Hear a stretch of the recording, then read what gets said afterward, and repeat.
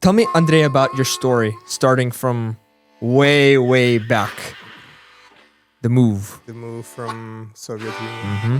or I guess it was Belarus already. Yeah. What do you remember from that you could share? Actually, it was dark times. I don't remember much. What do you mean dark times? I literally don't remember much. I mean, I was, 17, 18 years old? Uh-huh. But, you know, kind of waking up in the morning and not really having a plan. You moved with first yourself and then With the my- rest of the family. Yeah, with my wife. And Yeah. yeah. So how did that go being in a new country completely? Well, I didn't speak any English. Didn't really know anybody. My mom gave me $200, and I spent, I think, the next day we had to go to some kind of immigration thing, and the bus ticket was $1.80 per person. So we spent, for me and my wife, $360 to go there, and then Whoa. another $360 to come back. So I spent 7.6% of my entire wealth in one day on bus tickets. So it felt a little strange. Tell me about your career. When you first moved here, what did you decide to do first? And then how did you get to where you are today? Well, so my very first job, I worked at Wendy's. I think my salary was $4.50, something like that. I loved Making it. a lot of money. Rich Yeah, guy. so I had like an equivalent, basically, of master's degree, or let's say bachelor's degree, Mhm. and I was the least educated person on the team. I had 3 PhDs. In one Wendy's? Yeah. So I was flipping burgers. There was a guy from India, a guy from South America, and I remember some other guy. And there was a black dude who was the manager. So he was telling me to wash, clean the restroom and things like that. I think he said he had like eight grade education from Chicago. So, Oh my God. so we had it was a reverse pyramid. The most uneducated, the most educated people were like cleaning toilets and flipping burgers, with time to wash hands in between. But yeah, So you moved, how old were you when you moved from USSR? I want to say 19. 19? Yeah. Okay. And then you got that job at what, like 20-ish? No, I got it pretty quickly. Okay. Yeah. Did you come with any language? English language? I thought I studied English, but I didn't really. No, I couldn't string 2 words together. So when my uncle helped me get an interview in Chicago, so I flew in for an interview. I had no clue what was going on. They were asking questions. I just smiled, and they gave me a very low salary, which I thought was amazing. So I took it, and that's how everything started. Yeah. Okay. And then what did you do after Wendy's? So I worked at Wendy's for a couple of months. Learned a little bit of English, so I could say hello. Mm-hmm. Went to Chicago for an interview. So I was in Silver Spring, Maryland. Went to Chicago, interviewed, got a job. It was a programming job. Mm-hmm. I mean, I could start throwing technology at you, but you wouldn't Yeah. know. Yeah, it was a long time ago, right? In '94. So Oh, wow. yeah.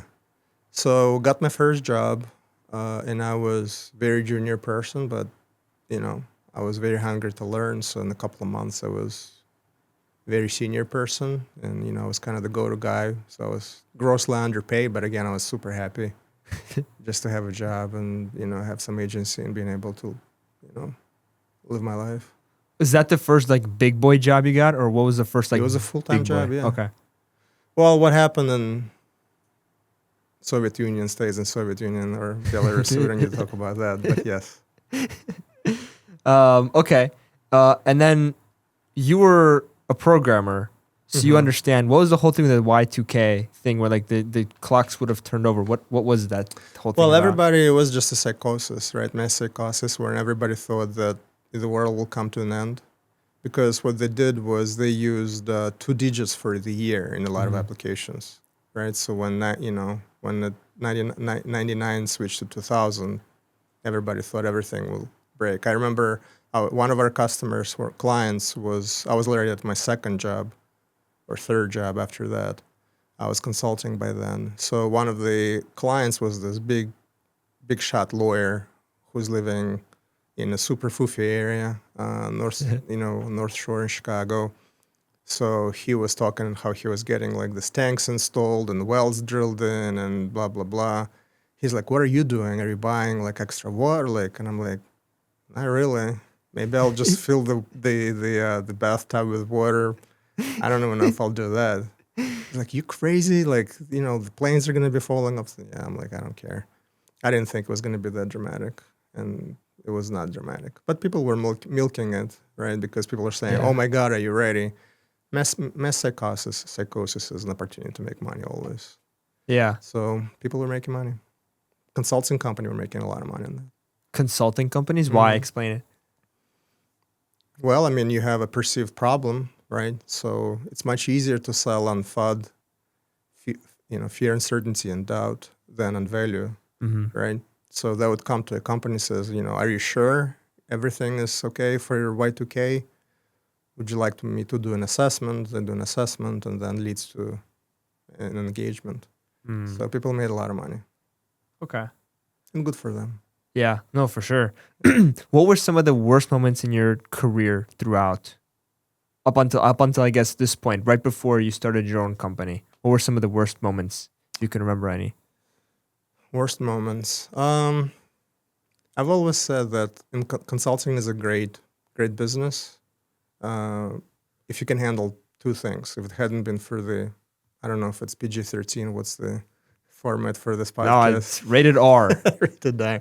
Yeah, if you can deal with freaking customers and freaking consultants, right? So you take those two out, consulting is an amazing business.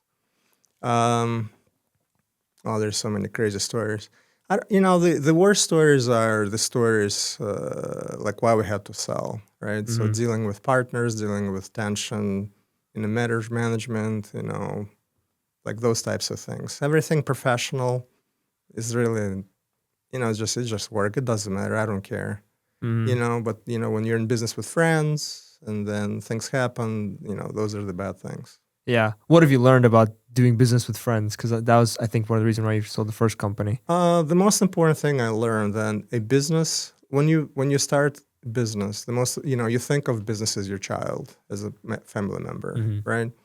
You prioritize business, you sacrifice family, friends, and other things because you treat it like it's your baby. Mhm.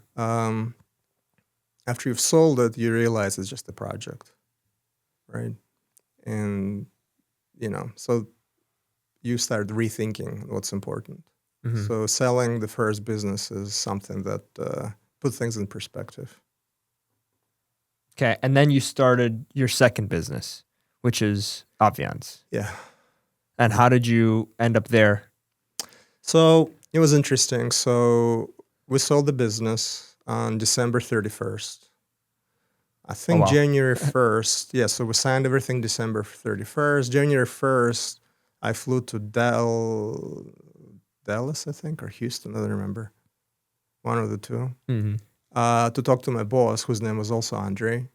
And I walked Two into the Andres. meeting. Yeah, so literally the day after the acquisition, they made me general manager. And I came in and gave them 2-year notice.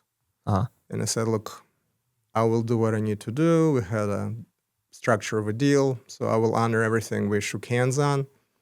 But you get 2-year notice. So let's maximize our time together. And I spent 2 years basically planning what my next move will be. Mm-hmm. At the same time, right around all this stuff that was happening, we did a lot of work with Microsoft before, and I worked with their development team. And we built, they had a product that I built a practice around. It was the most successful practice in the world, the biggest one. So, I had an amazing relationship. I went to one of the largest pharmaceutical company. We just closed a multi-million-dollar deal. Mm. Um, This is for Aviance or no, that was Glencoe? before. Mm-hmm. Yeah, so that's before. I'm just setting up Mm-hmm. Aviance. So I'm driving back from this enormous, like all pumped up and super happy, like, oh my God, right? And Microsoft calls me up. They're like, you need to pull over. We have some news to share. I'm like, what happens? We're killing this product. Oh. Yeah, so I got real upset with Microsoft. So that for 2 years before the transaction, for about a year or 2 years before the transaction, like I just hated anything with Microsoft. I was just completely upset because Mhm. it was a major uh, punch in the gut. So you built a product for them. I was working with them, so they were building the product, which is in planning space. It was called Performance Point. Okay. But they needed somebody who could translate customer ideas because Microsoft, they're all engineers. They don't have a Mhm. business acumen. They don't understand. Mhm. Frankly, I didn't understand why they went into this business to begin with. Uh, so they needed somebody who had planning experience and technical experience to help them bridge the gap between them and customers. Mhm. So I was, in many ways, almost like a part of the team, Microsoft team, helping them figure out, what customers need and how planning works. Because I knew so much about the product and I knew so much about Microsoft technology overall, when they released the product, I was very successful Mhm. building this practice. So we built the biggest performance point practice in the world. So in a year, I built multi-million-dollar practice around it. Whew. Yeah. Um, but then after this thing happened, I got real upset with Microsoft, and I said, I'm just going to switch to SAP, which we were doing. We were aligning with Microsoft and SAP from technology perspective. So I went to SAP route. So then Microsoft found me at one of the big SAP events. It's called Mhm. Sapphire, and they said, "Hey, we're doing this new product.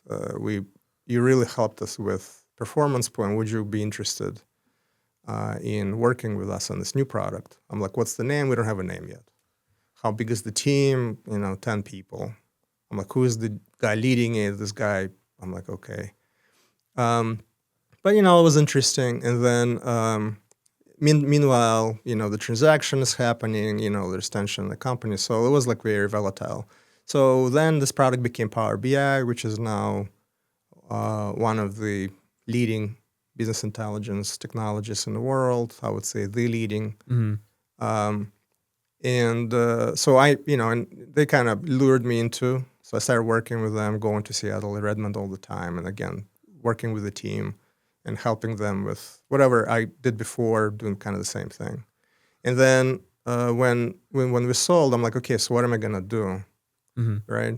So, and the problem was I've always been very technical, and I loved being technical. But when you have a couple hundred people, your day, you don't get to do what you like to do, right? Mhm. So for me, every breakfast, lunch, and dinner were taken up, right? Mhm. Either dealt with employees or customers or partners or bank or whoever, right? So by the time it come to me, so if it's a good news, it doesn't come to me. So somebody else takes the credit, Right. right? So success has many fathers, right? But when something bad is happening, all of a sudden, There's so one. my life last couple of years, like my last couple of years, was just dealing with issues. So when all this thing happened, and I'm like, okay, what am I gonna do when I grow up? Microsoft is really, you know, trying to bring me, set up some sort of working relationship, and I look at this product, and they wanted to take BI in the cloud, right? Which at the time nobody was in the cloud. Azure was still young. Amazon was still, all of that stuff was very young. So today it's table stakes. Back in the day, you go to the company, they're like, why would I go to the cloud? It's insecure. There's all these Mhm. problems. And now you're saying you want to bring BI into cloud, which they were like, well, that's crazy. How can I take my financial information, my formulas, like I went to Dow Chemical and the Dow Chemical CIO was like, do you realize we make things that go boom? Like, why would we go to the cloud, right? So, so it was interesting. So all this time, so I'm looking at all these opportunities, and I'm like, okay, I want to find something that sits in between Mhm. a services companies, which is like consulting company, and the product company, right? Because services company is really good because you have high margins, Mhm. right? But in services business, you have to hunt constantly. They Yeah. say you eat what you kill, right? So Yep. like there's no flywheel. Like with product, you do all this hard work up front, you invest up front, but then you can monetize it over a long period of time. Residuals keep coming in. Mhm. You don't have that model with services. So my idea was to build a hybrid, something that felt like a product and operated as services at the same time. So we wanted to basically create IP, right? So we call them accelerators. And so that would be the product part of it. but then would monetize it through services engagements, right? Hmm. So that's how Obviance. So and I said, look, we need to create a company that the idea was what's Obviance, the science of making things obvious. Because I would go to the customer and they'd be like, this is so complicated and this is so complicated and this is so complicated and here's Accenture came in and they built this complicated thing, and I'd be like, oh, but like, let's break it down. Like, oh, they're like, oh, this is actually pretty simple. I'm like, yeah, it's pretty simple. I don't know why we need to build something super complicated. So I'm like, there's usually a way to dramatically simplify things and make things, reduce them to something that's obvious. And then, that's how you drive the cost down, quality down. So I like the name. So Obviance. stuff. Science of making things obvious. Yeah. So that's, maybe a little longer than we thought. But yeah, that's how we ended up with Obviance. So the idea was, at the time, Microsoft was like a huge partner, right? Microsoft would try to go to all those big companies, Coke and Cargill, and like I can name drop, but whatever. Think of any industry. Think of the biggest logos in that industry, right? You go to those companies and you say, hey, Walmart, you need to take your business intelligence in the cloud, and Walmart says this is crazy, right? Yeah. So why? And Microsoft is like, well, we know how to build BI, but we cannot necessarily articulate to Walmart why it makes sense to them to go to cloud. Yeah. So I would be part of the team to go and have a conversation with CEO, CFO, CIO, a lot of POCs, proof of concepts, basically get them on board and say, yeah, that makes sense. And it was very successful. So some of the, like a good chunk of first 100 largest customers, I was the first guy going with Microsoft and helping, make a case for Power BI. Oh, that's so cool. Wow. Go back to, tell me about when you guys built the thing for Microsoft the first time, the product, and it didn't work out. And so like you got pissed off at them. How was the next day after? Like when they said, no, we're not going forward. Tell me about what your next day looked like. Well, you just feel like you've wasted, right? So, I mean, there's easy things. Like obviously it sucks to lose millions of dollars of revenue, right? Yeah. You have a large team. Now I have to find for them something to do. So the problem with consulting companies, when people hit the bench, those costs get accumulating instantaneously, right?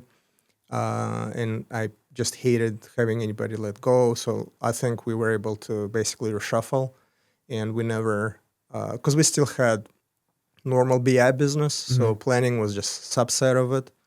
And I came up with some other creative ways to do this, but my number one thing was just responsibility to employees. I just felt terrible because that now it's looming, right? Yeah. Now it's on me to figure this out. And like, I've always felt of them like they're my friends. I know their kids, so like that was a lot of pressure on me. So how did you deal with that pressure? I mean, that's so insane. If it's millions of dollars, I mean, how many employees was that at the time you guys were dealing with? I don't remember. Like my practice was 10? probably like 50 to 100. Yeah, I don't remember. It's a lot of something people. in that. Yeah, something in that. We were one of the largest in our niche. We were one of the largest in Midwest or in US. Wow. Yeah, for the like boutique companies. So how did you handle all that pressure and not crack? Well, for me, the way this works like this: like you have a problem, you have an emotional reaction.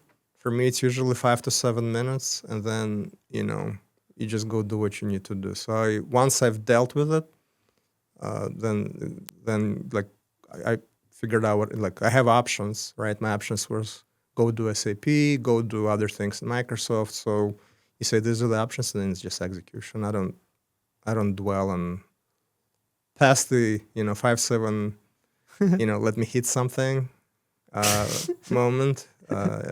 Then that's it. I don't really have emotional anything that's work. Like the difficulty was personal with my friends, right? Yeah. So that was hard. But anything that's work related is almost never difficult. Oh, really? Yeah, it's just execution. And by the time I was in this position, I was really good at execution. So I was never really worried. about execution part. Yeah. That's a lot of people building relationships with 50 people, company, 50 to 100 people. I mean, that's insane. I think it's pretty common. Yeah, like when you look at those boutique companies, you see the principals having pretty close relationships with employees. I mean, that's why people are there. They're looking, you're looking to have that bond as a principal, and employees can enjoy having that bond with principals as well. Yeah. Tell me about BI. I didn't know what it meant for the longest time. So for people who don't know what BI is, in Business like intelligence? the simplest way, what's the Yeah. simplest way to explain it?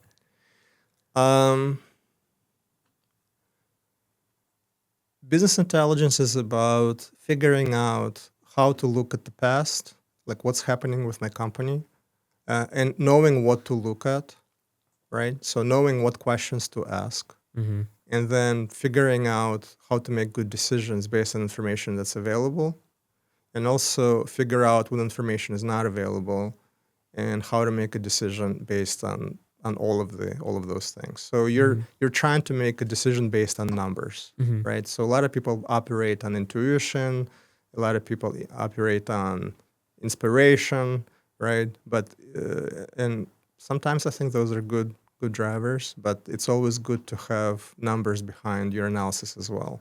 Mm-hmm. So anything that's numerical that supports your decision making, I would call it business intelligence. And then on top of it, then you make a decision. Now I need to go convince somebody that it's a good decision, Mm-hmm. right? So then if I'm a CEO, I have to go to the board and say, I want to do this. So then the board is going to say, why? Well, I need to tell a story. So storytelling is also part of business intelligence. Mm. What's the biggest success you had? So is it fair to say that this Microsoft experience was one of the worst in your career? Most pressure, most... I don't think of work really as success.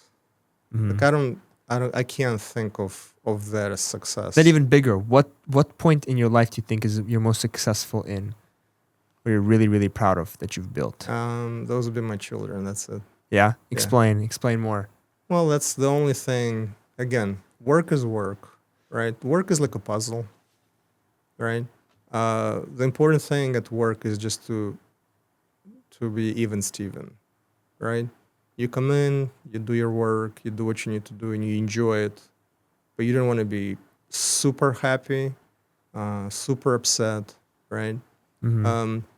When you're younger, when you figure things out, you have a lot of ups and downs. When you're really good, you tend to smooth these things over. So macro things can happen, right? So you lose all your customers, you have an anchor customers that goes away. So that stress doesn't go away, but again, it's still work. But family is a different level. It's a different thing. Yeah. What advice do you have for younger entrepreneurs that are getting into, I mean, either BI or just in any kind of business and are experiencing these crazy ups and downs while they're still inventing themselves? Do you want a long answer or short answer? I love the long answer. Give me the full thing. Yeah, the real advice. Here's a long answer. The question is,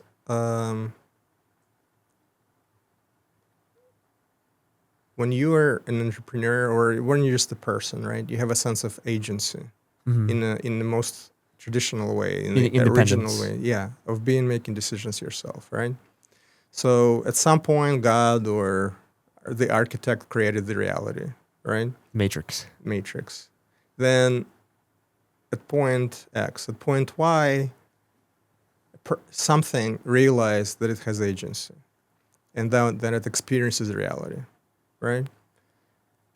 And at the next point, you say, well, not only do I want to experience reality, I prefer certain experiences of reality.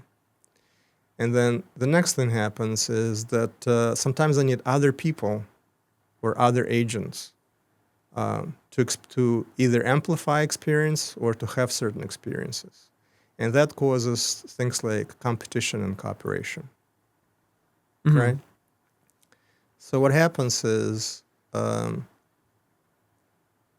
people are so, let's say you and I have to, like you can build a house, I can build a house. But if we work together, we can build a bigger house for each other, right? Because we can tackle bigger projects together, right? So so it's 2 plus 2 plus 5 is equal 5, right? So if I was by myself, I'd create certain experience for myself. You can create certain experience for yourself. When we cooperate, we build much bigger experience for both of us. Or I can build a house and you can come in and try to take my house. That's competition, right?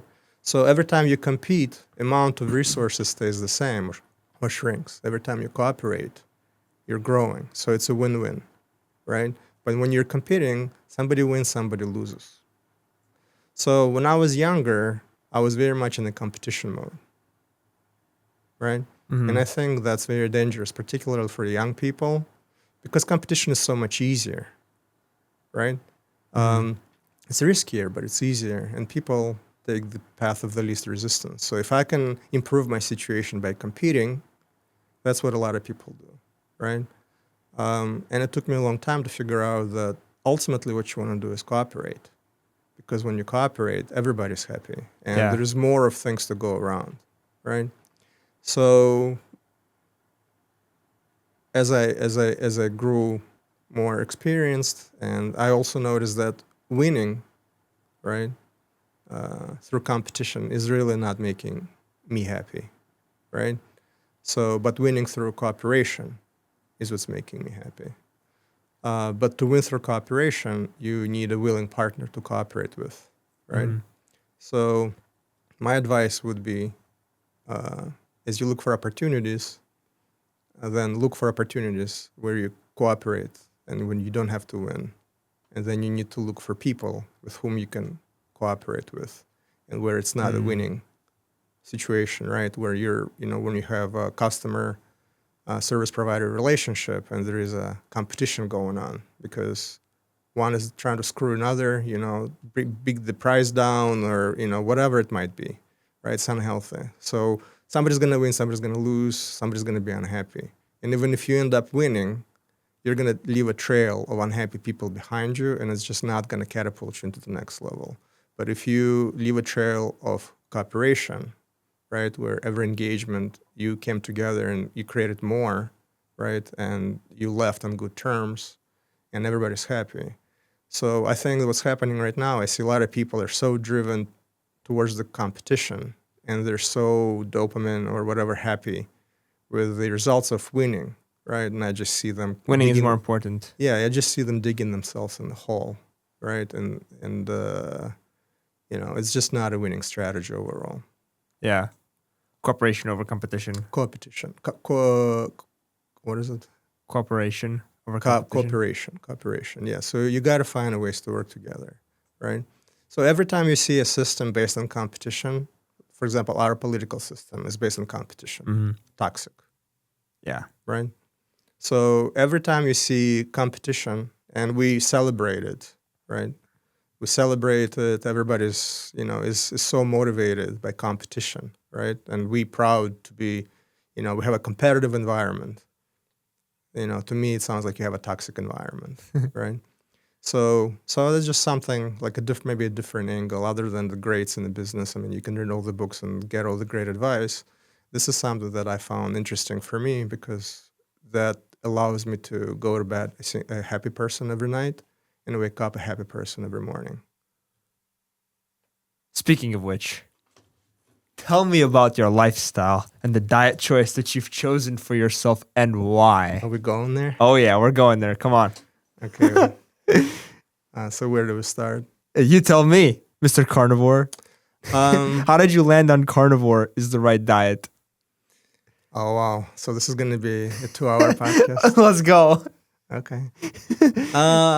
So I landed on carnivore because I found a lot of signal that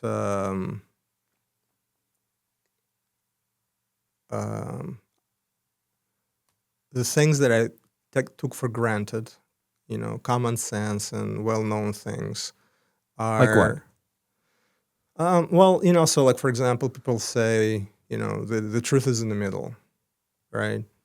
So there's all those banalities that people say, you need to under-promise, over-deliver. right? Mm-hmm. So those types of things, and they also apply to, like when you look at dietary options and like what's good for you, what's bad for you, calories in, calories out, right? So those types of, like, we all take them for granted, right? Um, I would say about 10 years ago, that common wisdom became um, to sound ridiculous to me, Mm-hmm. right? So part of the agency, like once you realize that it's very rare for people to have original thoughts. So started catching myself realizing that my thoughts are not original, that I operate with thoughts that have been implanted into me. Whoa. So, yeah, and when you talk to people about most of those topics, so like when they talk about what happened to them today, they could tell you what they think. But if you ask them about global warming or what's a good investment vehicle, they don't have an original thought. They've never looked into this, right? So they're gonna do an LLM way of just regressing to the mean, right? So they're just gonna parrot something that somebody told them. And the other problem is that the way people accumulate that knowledge, again, is not very interesting. What they do is they have a preconceived notion, and when there's two ideas exposed to them, what they do is they just pick the one that they like better, right? So we all have a worldview, and what we do is when we expand that worldview, we don't expand it by challenging our worldview. We expand it by just adding more of the same, right? Mm-hmm. So I kind of started to become disgusted with myself every time I would parrot one of those ideas. Like I would have a conversation, argument. I love talking to people and trying to figure out like what really is going on. And I would be saying things, and I would be reflecting on my conversation, and I'm like, that doesn't even make sense. Like I said it, believing in what I said, but I had no data. I've never looked into this. So I've done all of the things that you would consider to be healthy at the time, right? So I ate like I didn't buy anything out of boxes, so I cooked from scratch. A lot of greens and vegetables and you name it, and olive oil. And I worked out and I lifted heavy. I did all the things. My blood pressure kept creeping up, and I couldn't sleep very well. There was weird, not anxiety, but maybe anxiety, whatever, is just weird emotional um, way I would deal with irritations, right? Just like I would react to things, so I would not be proud of how I reacted. So I noticed that there's like so on face I was doing all the right things, but when I looked at myself, I could not get the six pack. I was working out like crazy. I was eating well, um, and like I'm like given the input in the system and given what the promise of the system is, there's no output. Mm-hmm. So instead of believing, you know, the banalities that the nutritionist would dispense and the the health gurus would dispense, I decided to educate myself. So I spent about a year just watching university level lectures on biology, paleontology, um, basically source, just basic university level professors just talking about, like, I didn't understand what hormones were, right? We use Mm-hmm. hormones when we try to explain things. Testosterone is a hormone. Everybody knows that, but what does it do? Why do we need hormone? I couldn't Mm-hmm. understand that. So I decided to understand and not trust any gurus. What I found was that you don't really need to understand exactly the intricacies of the science. You can understand high level what's going on, because to understand how things how things operate, right? So again, Mm-hmm. from Obvin's perspective, I would come into these most complicated situations. But if you took some time to understand how the business works and what the data looked like, then it all just came together, right? It was just minutia and other things. But at the high level, you could understand what's happening. You could see the problems right away. So I'm like, okay, well, let me look into this. Maybe I'll see what the problem is. So I started looking into this, and I realized that the field of nutrition is complete garbage, and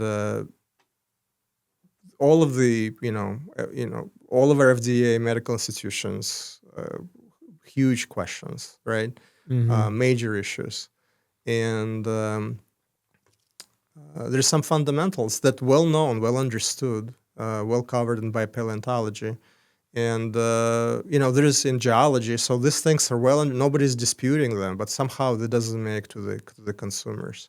So I decided to try the carnivore diet because based on my research, and again, that's a long conversation why carnivore over other, but just looking at paleontological records and physiological and biochemistry, and now I'm dabbling into quantum physics and cell biology. Whoa. Yeah, because at the end of the day, everything is just electrical system. But again, we don't need to go that deep into this. But as I started learning science, the answer was obvious. Like literally, there was no like when you look at the data, right? It's really very difficult to even argue that carnivore is not the right way to go, right? And we could talk about the acidity and all of the things in the stomach, like all of the things that will take me an hour to rattle off. But if you look at the evidence on both sides, let's say vegan, take two outliers: vegan position and carnivore position, right? There is essential fats and essential proteins, but there's no essential carbs, Hmm. right? Our progenitor was a strict obligate vegetarian, right? And we still have vestiges of that in our biology. So how did we, develop that high acidity in our stomach, and how did we lose ability to create vitamin C, right? How did we, why did we stop creating those amino acids that we have to the only way for us to get it is by eating, unless we have been for a very long time in a highly carnivorous state, and the supply of meat was so plentiful that our body just says, look, we don't need to generate those amino acids. They're plentiful in the diet. Why would I need to spend all this energy and generate it themselves, right? So we lost ability to create those amino acids and essential fats because we got so much of it from the diet. So that's the carnivore. And then after that, so that was step one. That was about 3 years ago now, Mm. which was 3 years. amazing. Yeah, so that's been amazing in every regard.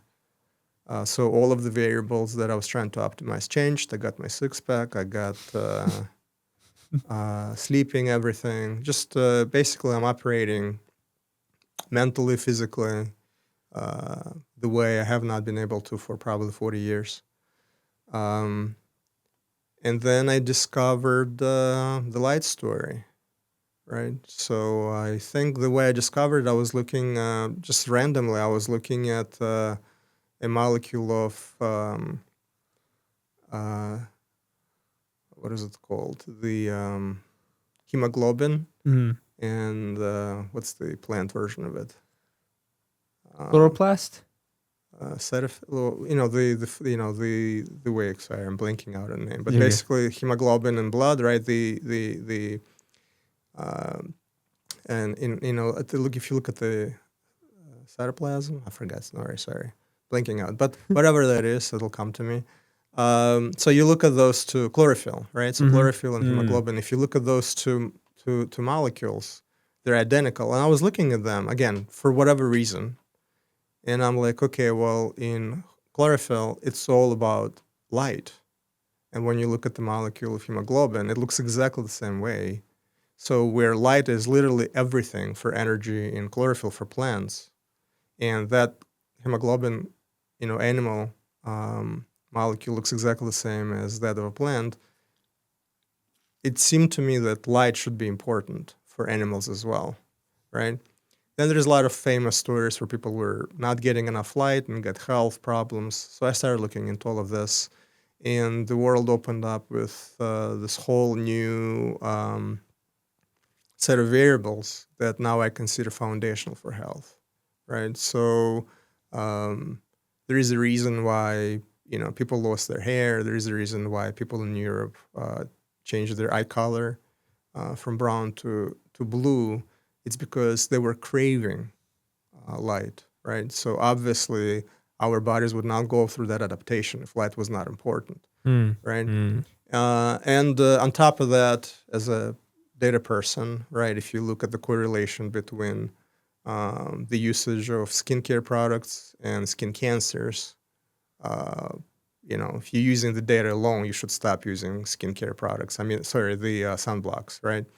Because the more, the data is very clear. The more sunblock people use, again, I'm not just saying there's any causality there, but like, again, if you're a data person, you would expect the sunblock usage to be driving cancer down. That's not what we're seeing at all.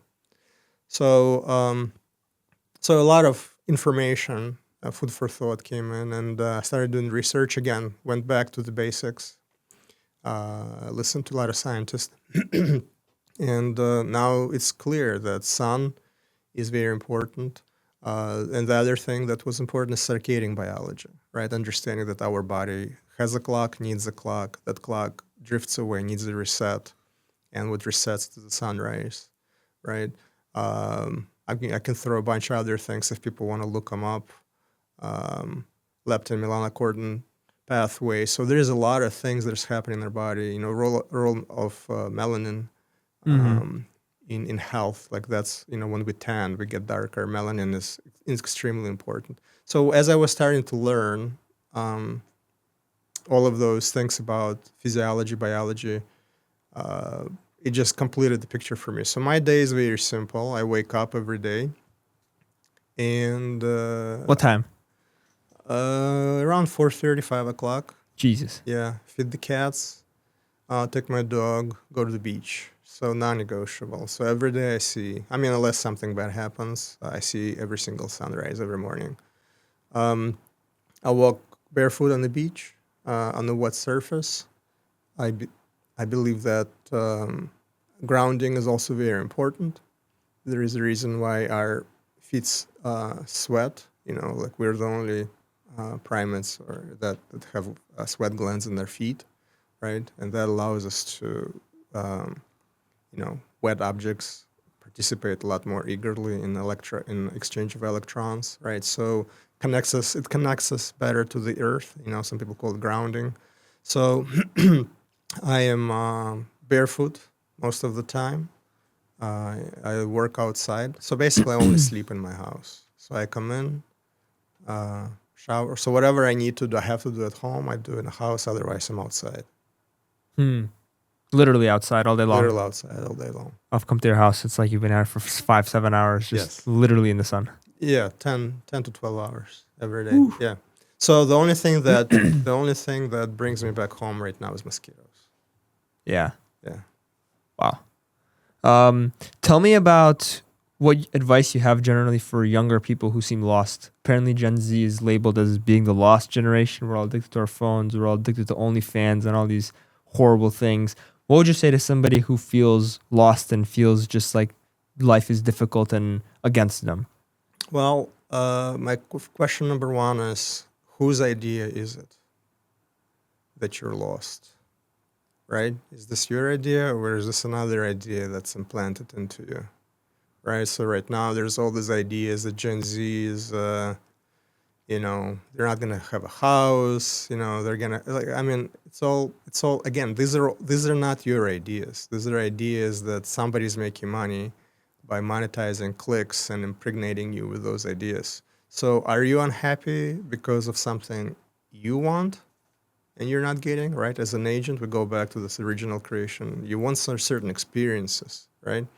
So you're not happy because you're not getting experiences that you want and you need, or you're not getting experience that somebody else makes you feel like you need, right? You're not happy that you cannot afford that Ferrari, right? Is this really your idea, right? Or is this an idea that somebody else made you adopt because they want to influence you? Because once you want that Ferrari, they have a lever on you, right? Yeah. If you're operating on ideas that are not your own, you're a lot more controllable, right?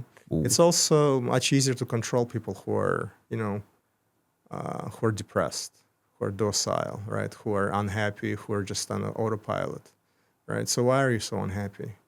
So that would be my first question. Do you really have a good grasp on what experiences you really want and what's important for you, and what experiences you want because somebody else wants you to want? Oh, that's good. That's insane. Wow. I don't have anything else. Unless you have anything else that you want to talk about. That's I'm good, man. got through all of the different things I want to talk. I want to talk about the business. I want to talk about coming to America. I want to talk about your lifestyle. I want to talk about the advice for Gen Z. It's the same advice for anybody else. I think the whole idea that you need advice for Gen Z, again, that's not your idea. Mm-hmm. You know what I mean? Yeah. That's not your idea. Somehow to think that Gen Z is somehow different from Gen, X or Gen Y, it's ridiculous, right? You either are an agent, right? You are agentic with your own actuations, with your own desires, with your own experiences you want, or you're not. The minute you start thinking of yourself as part of something else, you give up your agency, right? Mm-hmm. Once you start thinking as a group, which is, again, it's a good conversation if you talk about cooperation, but like things that make you happy, unhappy, fulfilled, unfulfilled, all of those things, that comes from agency. If you did not connect with that, if you do not understand, your own free will, right? Then you're wasting your time. You're wasting emotional energy. So like if you're thinking in terms of I'm a Gen Z and I'm unhappy, something doesn't make sense.